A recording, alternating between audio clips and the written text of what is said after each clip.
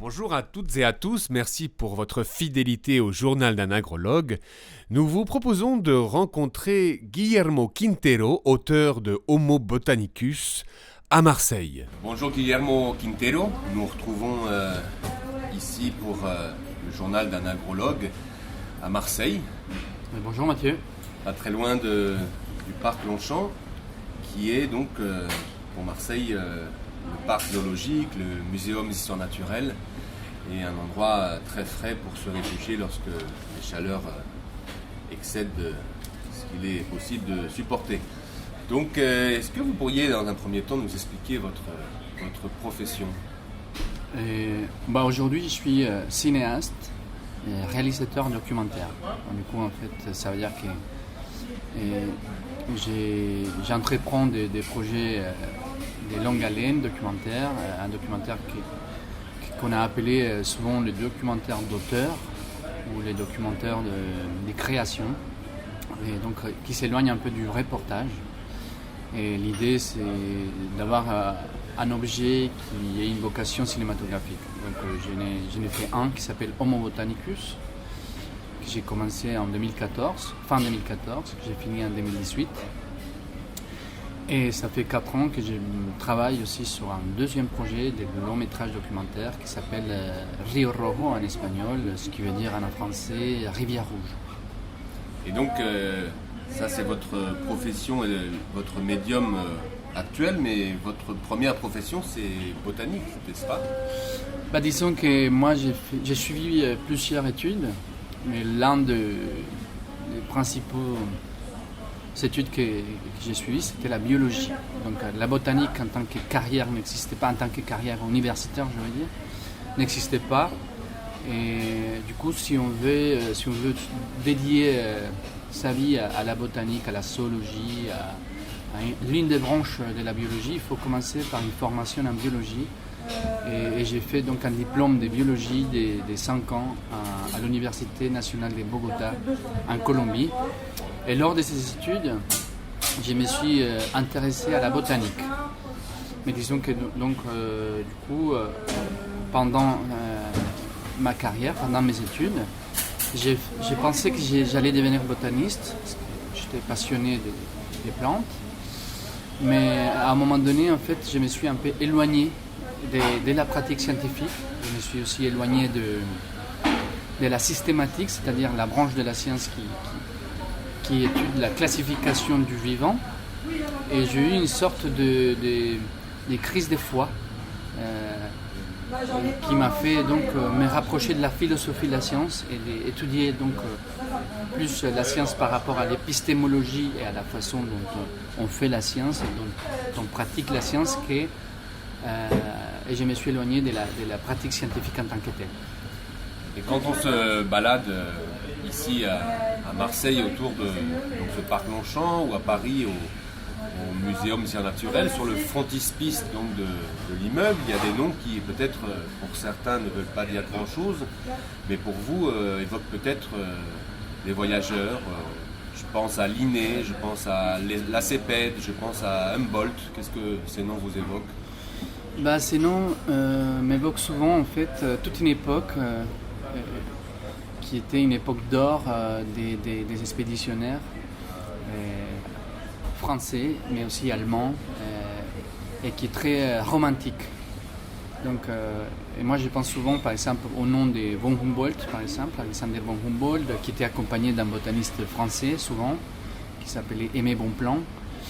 Et quand je les vois, par exemple, où je vois des gravures, ou que je lis des textes qui parlent d'eux, j'imagine toujours donc une image de la figure de l'expéditionnaire romantique qui est très en contact avec la nature et qui en fait a développé toute une philosophie aussi de comment se rapprocher à la nature. Et ça c'est par exemple aussi une philosophie qui a été basée sur des idées des romantiques allemands comme Goethe, Schiller, Novalis, etc. Et du coup en fait pour eux la construction du paysage, l'idée que nous on s'est fait du paysage est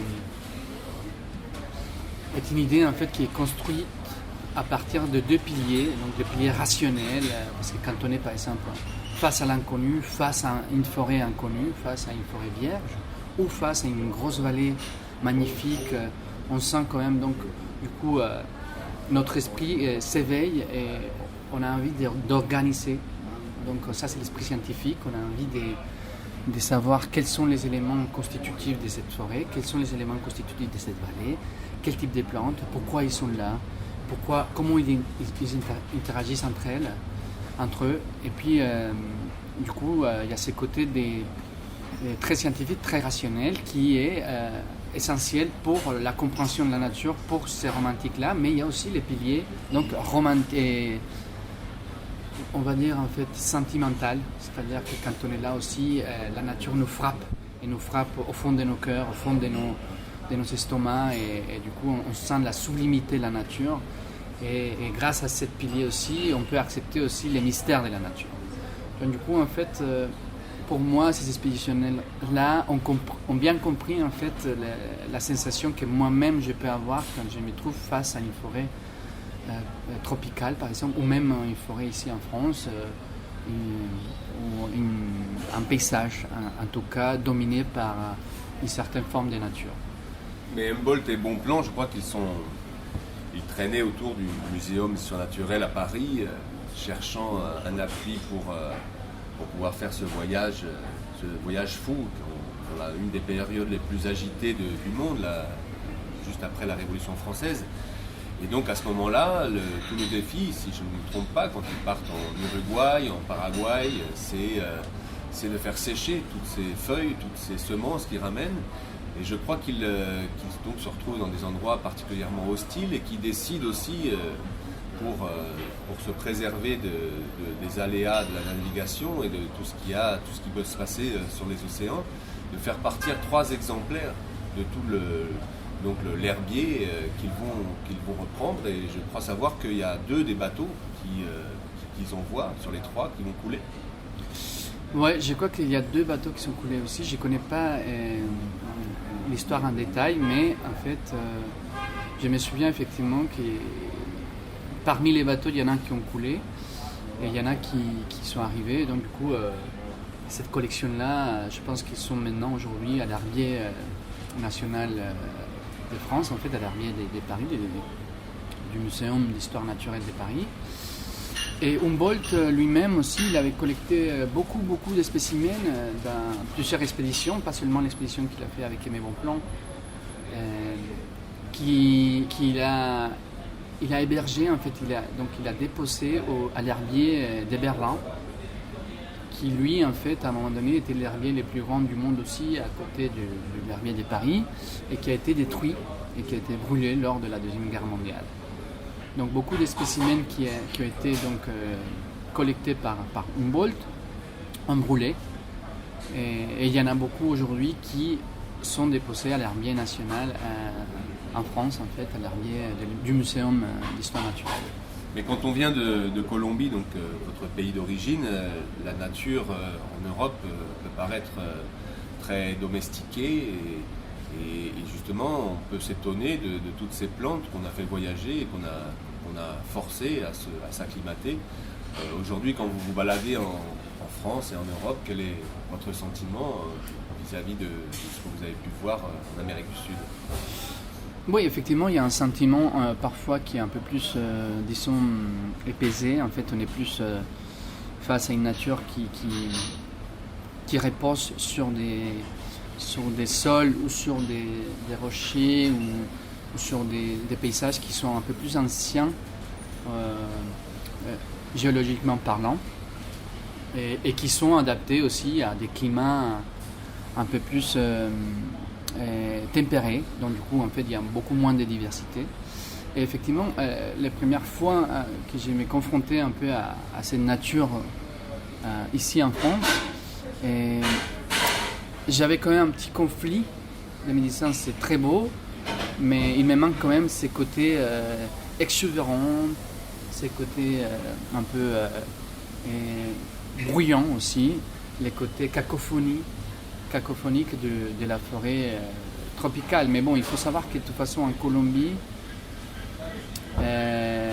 il y a beaucoup de types de forêts qu'on appelle aussi des forêts tropicales, mais qui ne sont pas si exubérantes non plus, c'est-à-dire parce qu'il y a la haute montagne et il y a donc des forêts tropicales des hautes montagnes qui sont un peu moins diverses par exemple que d'autres forêts, où il y a par exemple aussi toute la végétation et les écosystèmes de la haute montagne, comme le paramo, où il y a des plantes qui sont endémiques, qui sont natives de là-bas, et donc du coup en fait là on n'a pas les mêmes indices de richesse par exemple que dans une forêt humide tropicale ou sur une savane. Bon, ça dépend, en fait il y a des variations, et donc du coup en fait ce que j'aimais beaucoup de la Colombie, c'est la variation des paysages aussi, qui pour moi est très très prononcée, parce que vous avez donc la cordillère des Andes qui se divise en trois, et donc quand elle se divise en trois, elle forme deux grosses vallées, et parmi ces vallées il y a des mini-vallées qui se forment aussi, et donc du coup vous avez des végétations très particulières, des types de végétation très particuliers qui se posent là-bas, qui sont endémiques de là-bas, où donc il y a beaucoup d'écosystèmes des géographiques, ce qui fait en fait la richesse aussi des types d'écosystèmes. Donc ici ça m'a manqué un peu, mais avec le temps en fait j'ai commencé aussi à apprécier la diversité aussi en France particulièrement. Je trouve que la France en Europe c'est un pays assez divers, surtout par rapport au type d'écosystème. Les forêts ne sont pas diverses en soi comme ils pourront l'être en Colombie, mais si vous êtes par exemple dans un paysage en Bretagne face à l'océan, et qui après vous vous retrouvez par exemple dans les Corbières avec un climat très sec, et vous trouvez beaucoup de différences qui font aussi la richesse de ces pays. Aquí no es que vive Coroncoro. Sí. Coroncoro se murió tu mae. Déjala morir. Coroncoro se murió tu mae. Déjalo morir. Coroncoro se murió tu mamá. Déjala morir. Coroncoro. Coroncoro. Coroncoro. Coroncoro.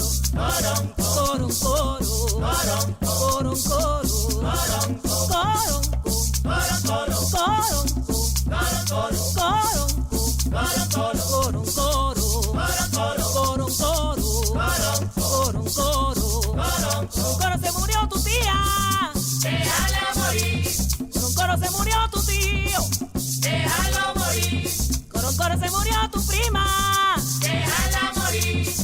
Coroncoro. Coroncoro. Coroncoro.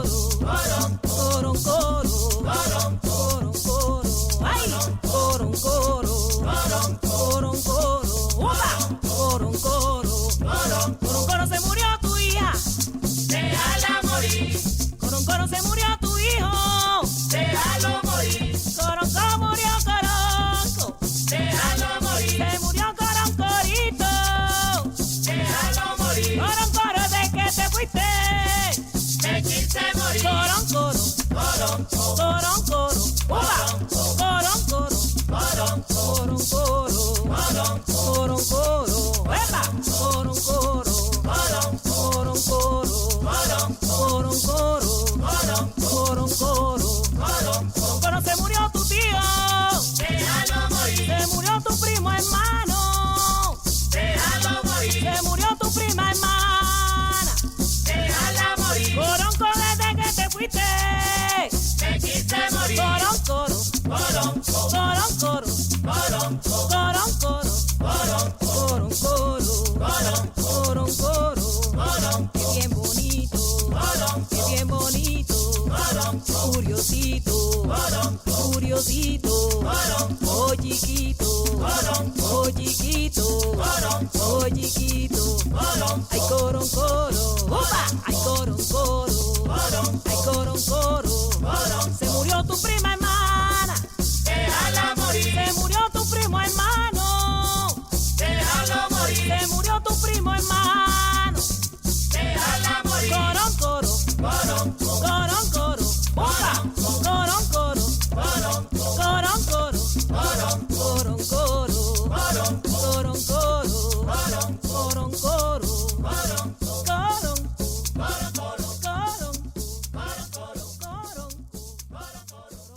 Vous êtes toujours dans le journal d'un agrologue. Retrouvons Guillermo Quintero, auteur du documentaire Homo Botanicus. Et moi, ce qui m'a marqué particulièrement en Colombie, c'est que c'est un pays qui est assez méconnu en fait par ses habitants. Alors du fait de ce territoire très accidenté, mais aussi tous ces conflits que tout le monde connaît. Oui, tout à fait. En fait, en Colombie, quand j'étais adolescent, par exemple, que j'ai commencé à m'intéresser aussi à la nature, aux études de biologie, j'ai rapidement remarqué justement que les gens, ils ne connaissaient pas le pays. Quand j'allais, par exemple, avec mes camarades de biologie pour faire des études à un endroit éloigné, et que j'ai retourné, en fait, je me rendais compte que personne de mon entourage, hors mon groupe de biologie, disons, connaissait les endroits où j'y allais. Et du coup, c'était toujours, ça créait des fantasmes, ça créait beaucoup de fantasmes. Du coup, il y a ce côté-là, comme vous l'avez dit, en fait, les côtés les gens, avant surtout, ils avaient peur, parce que bouger c'est dangereux, parce qu'aller là-bas, c'est éloigné, on ne sait pas s'il y avait la guérilla, s'il y avait des paramilitaires ou d'autres groupes armés. Mais il y a aussi effectivement un problème des communications et un problème d'infrastructure. En fait, les voies en Colombie ne sont pas faciles. Est-ce qu'il y a à la fois un problème parce qu'il y a des paysans qui ne peuvent pas sortir leurs produits, il y a toujours un problème de communication, ça crée des inégalités, mais en même temps, pour la nature, ça peut être un avantage aussi parce que ça reste donc des coins qui sont assez préservés et éloignés. Je pense que ça a un peu changé avec les années. En fait, on voit de plus en plus des touristes étrangers qui viennent en Colombie et qui eux-mêmes, ils se montré un peu l'exemple à d'autres Colombiens qui disent, bon, pas à tous, effectivement, il y a beaucoup de Colombiens qui s'intéressent aussi à leur pays, mais qui ont fait partie de ce mouvement de allez, on va connaître aussi notre pays. Et ça, c'est un peu prononcé aussi avec les traités de paix qui a été signé en 2017. Et du coup, aujourd'hui, je crois que la Colombie est dans un mouvement un peu plus ouvert vers le tourisme, malgré le fait que la violence retourne un petit peu, parce qu'il y a des choses aussi dans le social et dans la politique qui ne contribuent pas à une paix stable et durable. Et il y a un endroit très loin de Bogota que j'ai beaucoup apprécié, donc entre les montagnes, où il y a une des places d'armes les plus importantes et les plus grandes de l'Amérique du Sud, qui s'appelle Villa de Leyva. Et dans ces montagnes, j'ai croisé des gens qui, au moment d'expliquer ce qu'ils faisaient dans leur existence, ils me disaient « je crée de l'eau ». Et donc en creusant un peu, donc c'était je crois dans ces climats qu'on a évoqué tout à l'heure, les paramos. Et je crois que donc il y a des gens qui plantent des arbres, parce qu'à ces endroits-là, il y a une sorte de brume permanente. Et les arbres créent de l'eau, c'est bien ça? Je crois qu'il y a ça, mais il y a aussi une idée qui est en fait un fait qui a été étudié, en fait, c'est que les Palamos aussi, c'est un endroit où il y a beaucoup de réservoirs d'eau en fait, parce qu'il y a beaucoup de mousse. Et l'eau, elle s'accumule effectivement grâce aussi au brouillard en fait qui se dépose et qui donc se condense via les plantes. Et donc en faisant ça avec des arbres, donc ce qu'on fait, c'est qu'on accélère ce processus qui est un processus déjà naturel. Est-ce qu'on peut parler justement alors du contenu de votre premier film, Homo Botanicus? Homo Botanicus, on peut dire que c'est un peu le journal d'une expédition, et une expédition qui suit deux botanistes, le maître et l'élève, le maître et les disciples, lors d'une expédition qu'ils font dans l'Amazonie colombienne. Le maître, c'est un botaniste reconnu en Colombie, spécialiste de deux familles de plantes, les Bromeliaceae et les Coniaceae. Et l'élève, en fait, il s'intéresse beaucoup aux orchidées. Mais ils sont avant tout des floristes, c'est-à-dire des botanistes qui s'intéressent à toutes les plantes avec fleurs. Donc ils font partie des groupes de botanistes qui font un recensement constant de la flore de la Colombie et du coup de la flore du monde. Ces films donc parlent de leur amour, leur passion, leur folie, leur obsession pour le recensement, la description, pour la classification des plantes, particulièrement en Colombie. Et via cet amour qui devient parfois fou, et il parle aussi de la transmission du savoir, parce que là on voit qu'il y a Julio le maître et Christian le disciple ont une relation très forte qui est basée sur leur amour ou leur passion pour les plantes. Et c'est un film qui montre un peu tous les processus des botanistes depuis qu'ils partent en expédition jusqu'à qu'ils arrivent justement avec leur collection en herbier et qui explore aussi donc cette deuxième phase d'une expédition qui est la phase du laboratoire, qui est la phase aussi de la scientification, qu'est-ce qu'on va faire avec tout ça qu'on a collecté, à quoi ça sert toutes ces données. Et donc du coup en fait on explore aussi cette quête et cette entreprise scientifique qui parfois peut paraître un peu folle, parce que face à un jardin infini comme les tropiques, on est constamment en train de recenser encore une fois où se trouvent les espèces, et s'il y a des nouvelles espèces, et s'il y a des espèces qui disparaissent. Et le film sur lequel vous travaillez actuellement, donc Rio Rojo, je crois que vous travaillez plus sur les pratiques culturelles et leur implication sociale, c'est ça?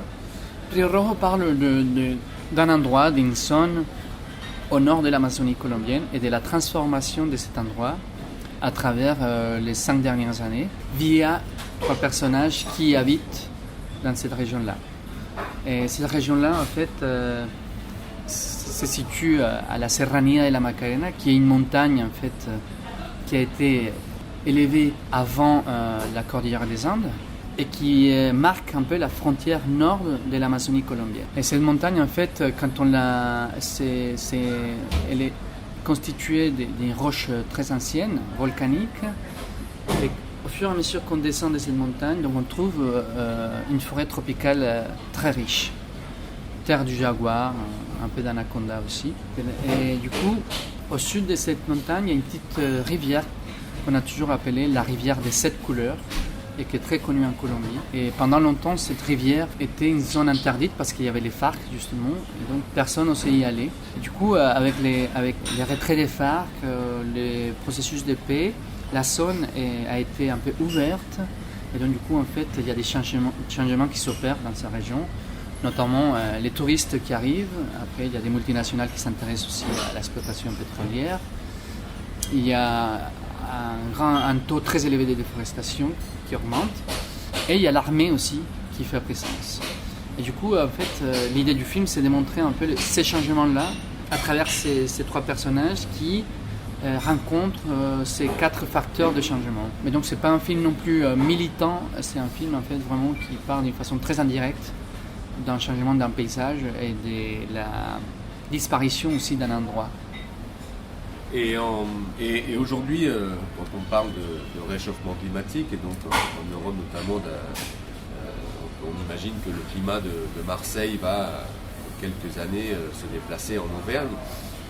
Qu'en est-il en Amérique du Sud et quels sont les projets peut-être d'acclimatation des plantes?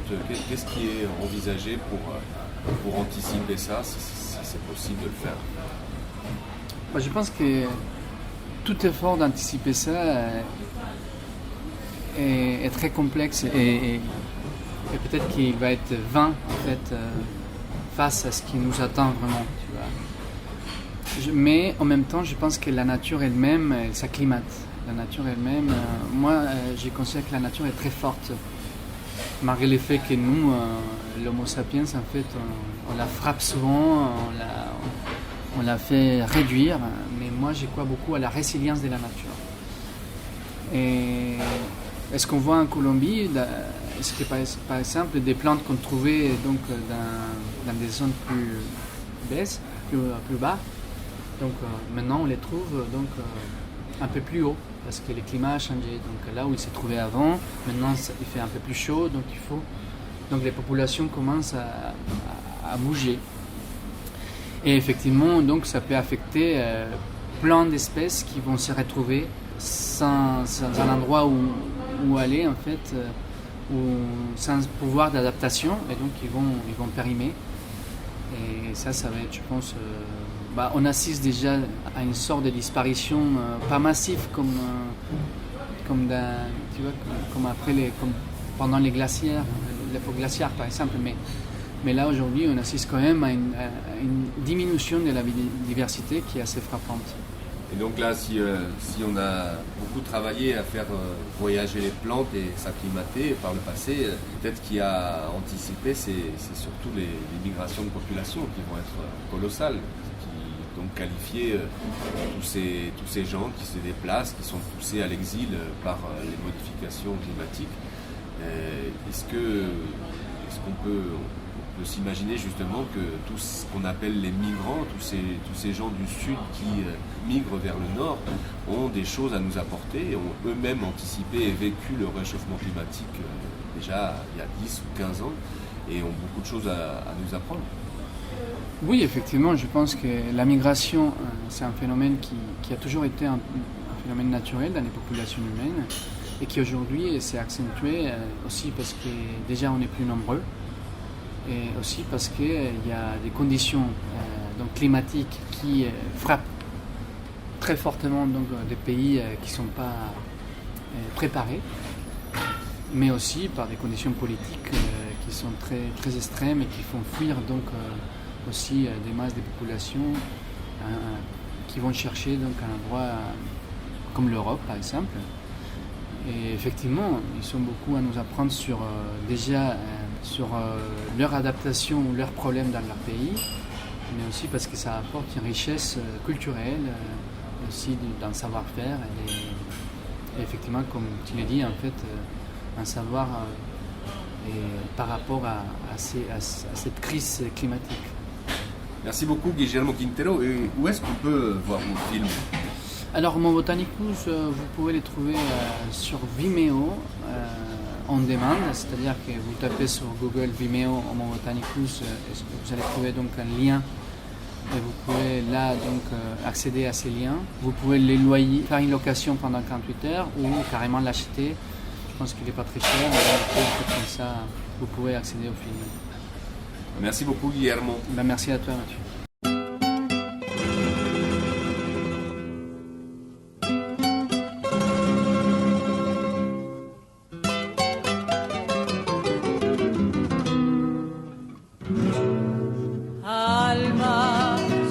Te han herido, porque te niegas al olvido, porque prefieres llorar lo que has perdido, buscar lo que has querido, llamar lo que murió.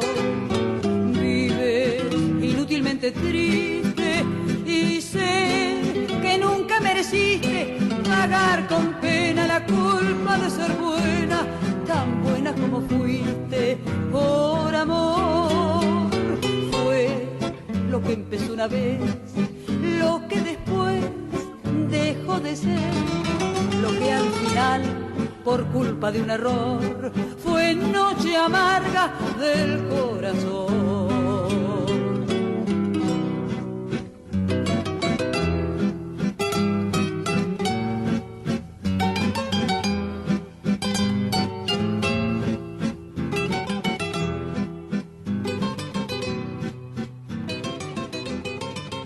Merci à Guillermo Quintero et ce voyage au travers des plantes de l'Amazonie.